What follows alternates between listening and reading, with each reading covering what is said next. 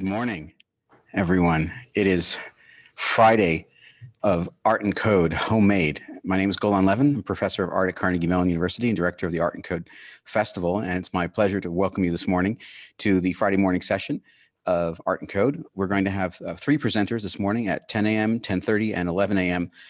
They are Max Bittker, Lajane McMillian, and Hannah Perner-Wilson. First up is Max Bittker, who is a teacher, artist, and software developer interested in tool sharing as a creative practice. His practice combines an appreciation for the limitations of digital materials with patience and care for human needs. Max Bittker. Hey, good morning. Thanks for having me. I'm really excited to be, at the Art and Code Festival. My name's Max. Thank you for the introduction.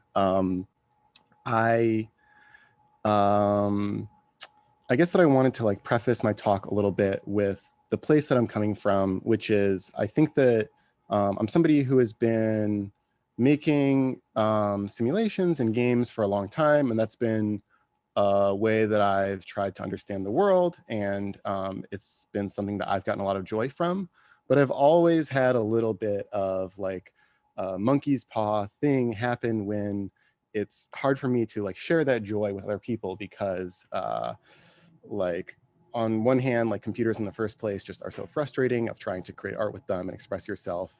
You all can imagine the things that go wrong, but also I think that naturally when you try to express an idea with a computer, it comes across as maybe opaque or doesn't necessarily invite someone inside. And so the ways that in my practice I've tried to deal with that have been to make not just simulations or games, but also to make tools that really put the creative power and the expressive power in the hand of the person who's playing with them. And additionally, I think that I've tried to make things that expose the internals of the way that they work. And so computers are by default kind of opaque. And I think that anytime a system can put a glass lid on what's happening inside or make it audible in some way, it is one step that you can take to share and make that less less of a single person experience. I was teaching this fall a class about designing tools, and I think that my favorite resource that I've drawn from my own practice is that there's this zine by Kate Compton called Casual Creators: Designing Tools for Casual Creativity. And this is a very wonderful and short PDF that you should totally download and read. But the premise is kind of that humans do so much creativity for the sake of its own joy and for the sake of communication that can be so fun and effortless. But oftentimes creation processes on computers are don't capture that same thing, even if they're still very powerful and expressive. And so the zine itself kind of draws some connections between what it thinks that oftentimes things like crafting supplies provide to somebody that Photoshop does not. And I guess that when I was thinking about this festival and about the concept of craft and being homemade, I was thinking about this zine, and I was thinking about designing creative environments or creative materials and tools for people, and reflecting on what craft is to me. And I think that I see craft as one thing that I love about it is how closely it is connected to its materials. And so when I think about a crafted object, oftentimes that's something where the materials that went into it are very exposed and visible proudly.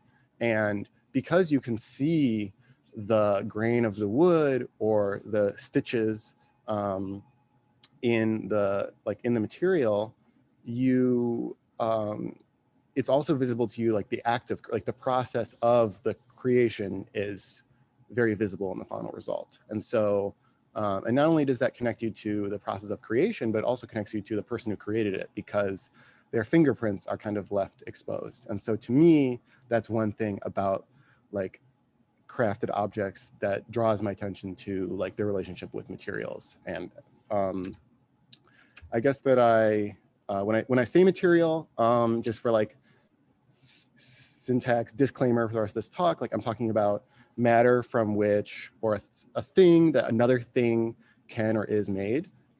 This is a house made of wood. And like a thing about materials is that they themselves are oftentimes made of other materials. So like it gets a little bit confusing. And when I say materiality, I guess that I mean the influence on a thing of the materials that compose it. And so this is a skeleton that is composed of pasta and glue. And it's not just a coincidence, like it matters the fact that it's made of pasta and it affected the experience of the person who made it. It affected the shape and the way that it looks and the way it fits together and the decisions they made. It also affects our experience perceiving the pasta skeleton and what we think about it. And so like that's its materiality to me. And like similarly, I think that in the world of like digital art,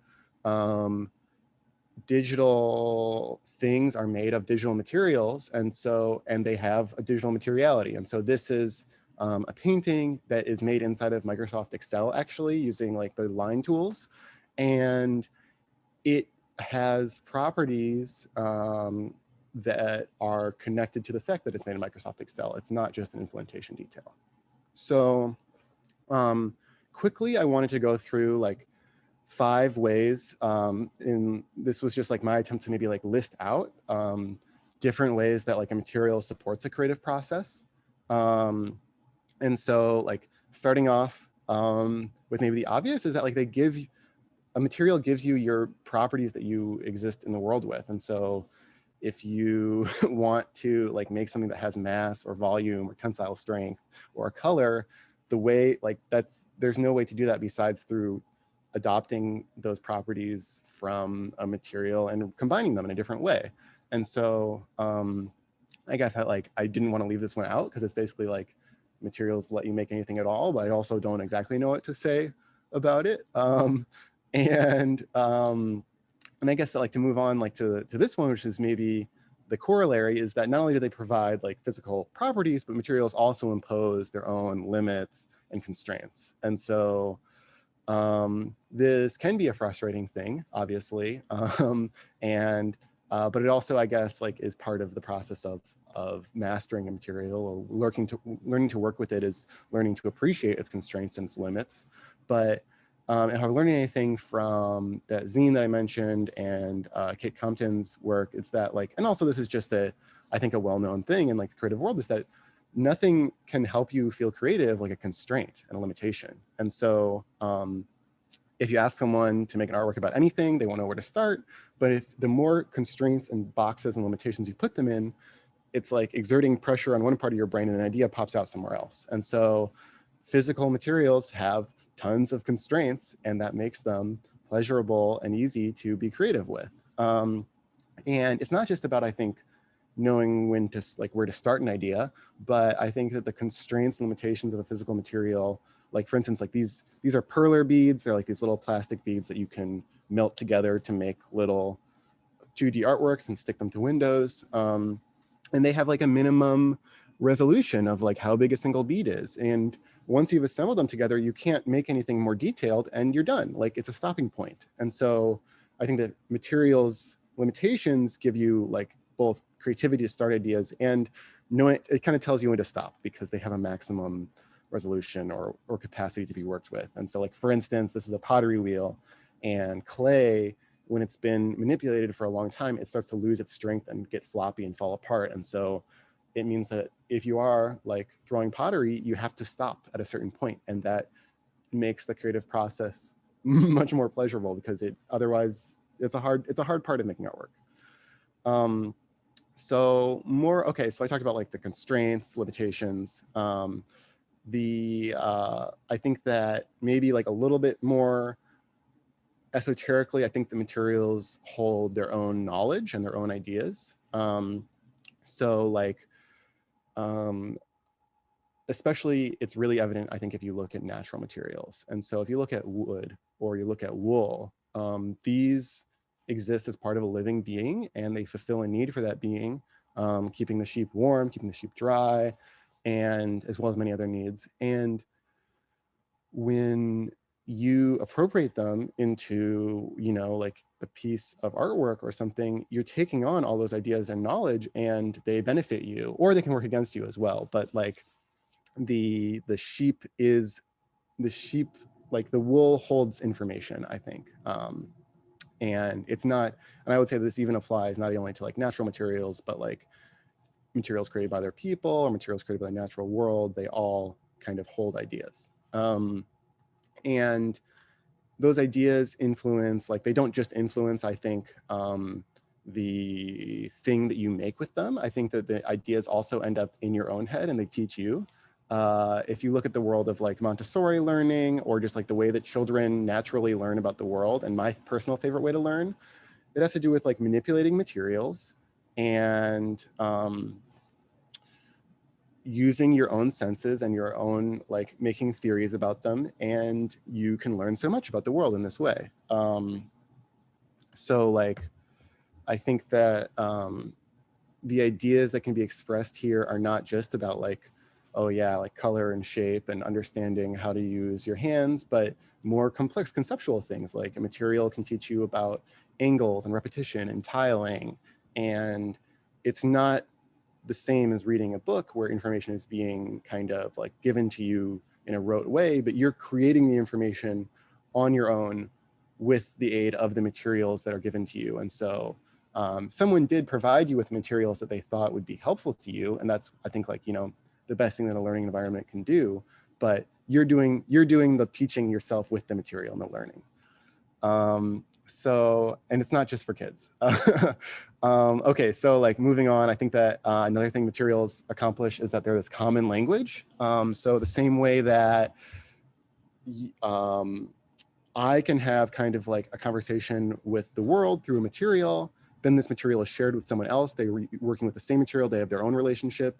And now we kind of have like a proxy relationship with each other because we both have a relationship with weaving or something, or with fiber or with Lego.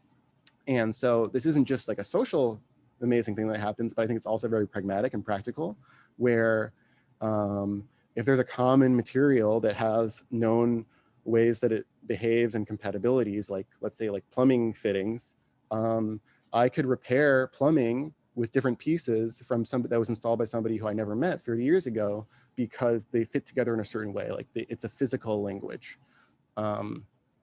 And I think that particularly when it comes to these like familiar everyday materials that people have relationships with, they take on this like interactivity and this like amazing, I don't know, like mental reactivity. And so like, for instance, this is just a image of an Acropolis made of Lego, but if you have a relationship with Lego and you've used them and touched them and you have experience in your mind, this image kind of becomes reactive, where you can imagine what it would be like to touch it and rearrange it, and maybe what it would feel like to like put it in your mouth, like, or how it would break, or what else you could make with these pieces.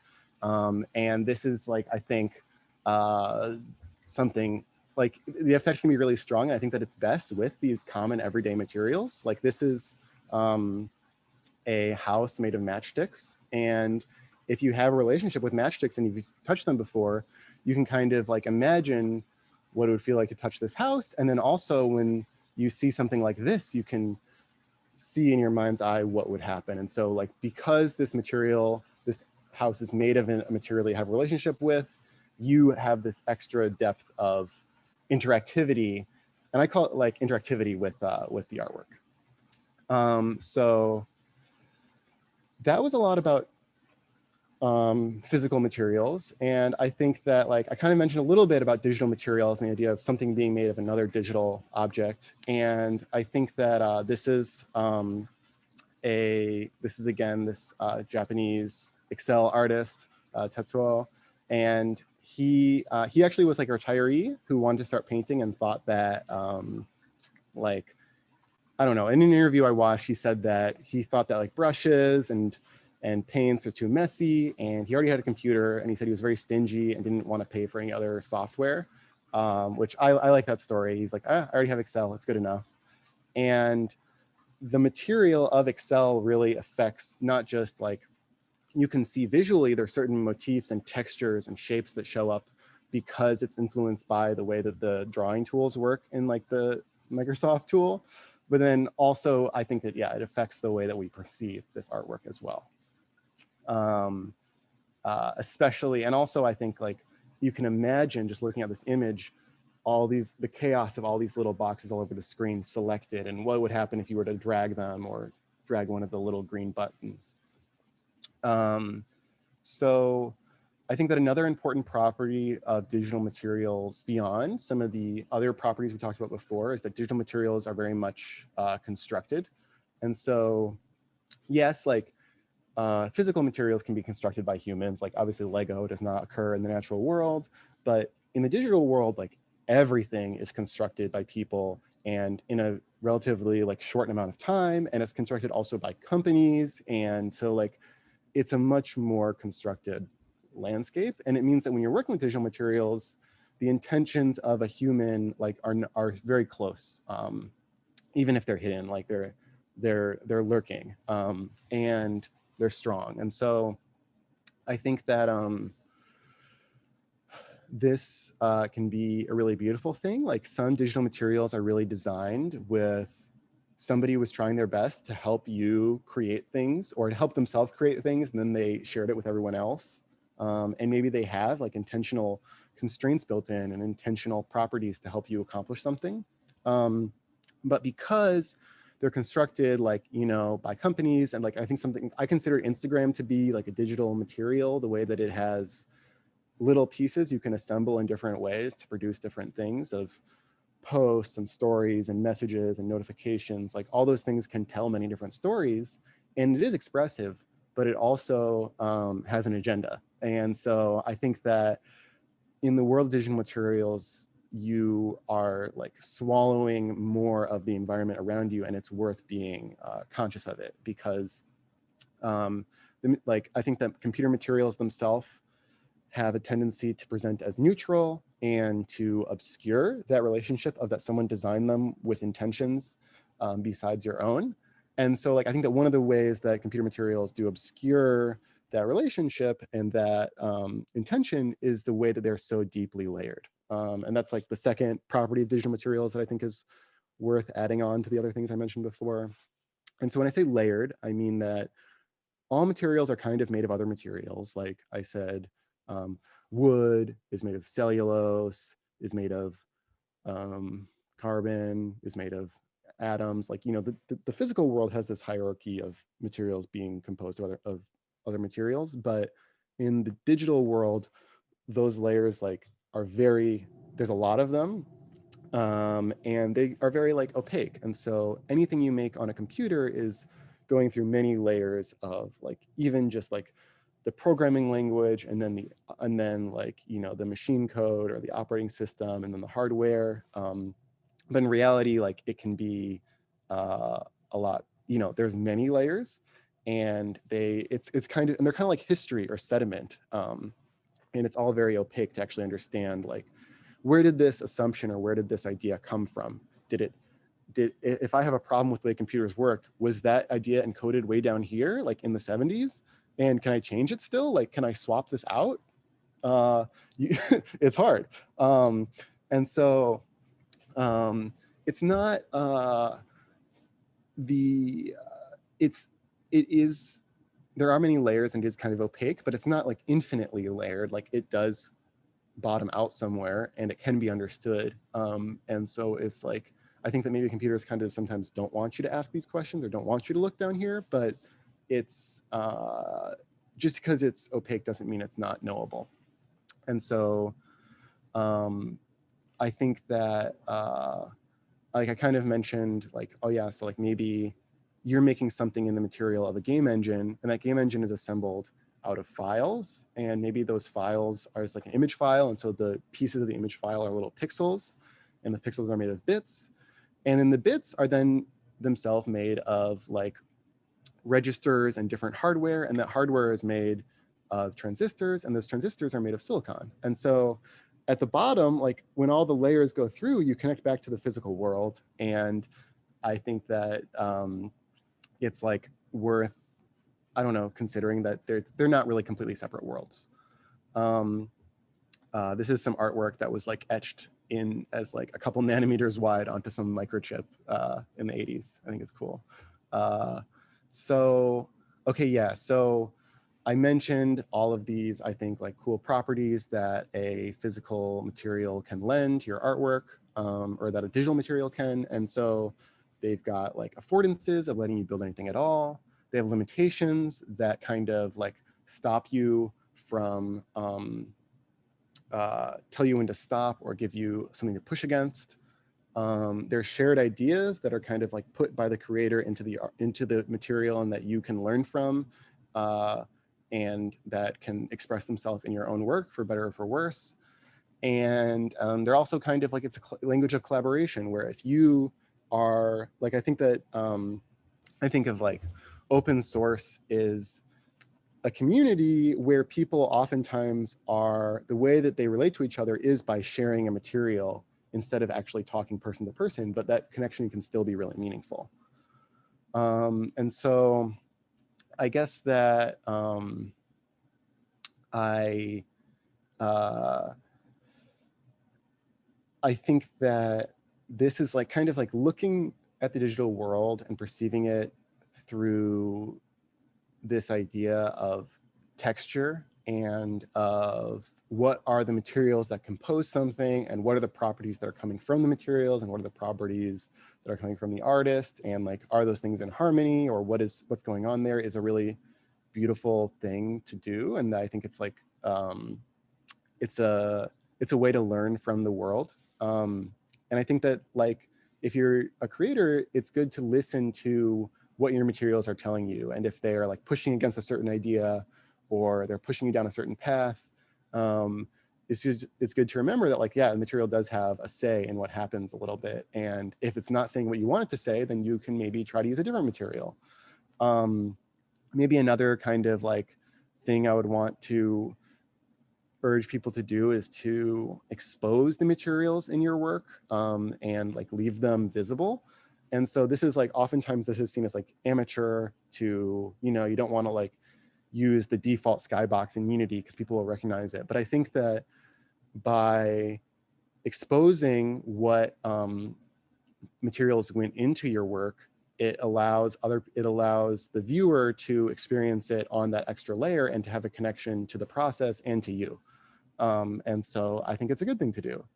Another thing is that I think that the power of a familiar material that people have their own relationships to, like for instance, like Minecraft blocks, if you can work with that material and that texture and express your idea with it, then you gain all of these other experiences that people have and all these other connections people have to the texture of Minecraft. And then maybe your sculpture can be like mentally understood in all the extra ways. And I think that this can be like subversive to work with familiar materials. It can just be like, it can just help people understand what you're doing. And I think that this is something that can be like really fun and exciting about, I don't know, like digital mischief a little bit sometimes.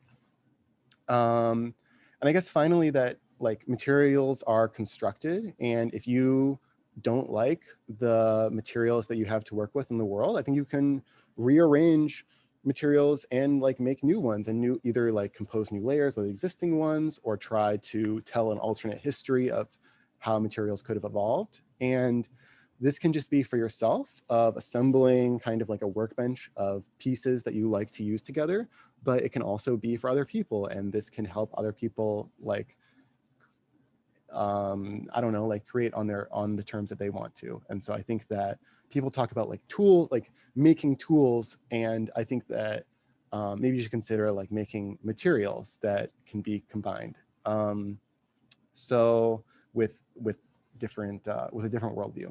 So that's my kind of like perspective on what like a digital material is. And I really appreciate the chance to talk to you today. And yeah, I hope that's interesting. Max, thank you so much. That's wonderful. What a beautiful talk. We have maybe 1 minute for a question, and then we'll wrap it up. And who do you feel like your work is for? Who do you want to reach with your work? And I should just say to everyone that Mac's work is intensely online, and I encourage you all to check out. It's at maxbitker.com. Am I right? You can all see his many projects, which are at your fingertips. But I'm curious who you liked, who you hoped or like to reach with your work. Yeah, I mean, I when I was growing up, like I had internet access, but I wasn't like I couldn't download or like buy software. Like, and so I spent lots of time like playing Flash games and doing all the things you can do on the internet that are free. And so I kind of that's always like the audience that I have in mind is people who maybe they have free time, they have an internet connection, but like they're stuck somewhere or they're bored or they don't know about something. And I think that like there are so many beautiful things in the world that you won't know about unless somebody gives you a book or you find it. And I think that like just trying to package things that I love into like a website is, to me, like that's who I'm trying to bring things that I think are cool to people who have a browser, I guess. And That's awesome. Yeah. Terrific. Thank you. I'm sure there's going to be more questions for you over in the Discord. And to those of you who are online, if you are not registered with Art and Code, if you go to artandcode.com/homemade, you can register for our conference, and that will give you access to the Discord channel where you can have conversations with our speakers and everyone else in the community who's following along and chatting. With that, we're going to take a break for a couple minutes, and then we will pick it up again at 10:30 with LaJaunie McMillian. See you all soon. Thanks, everyone. Thanks, Max.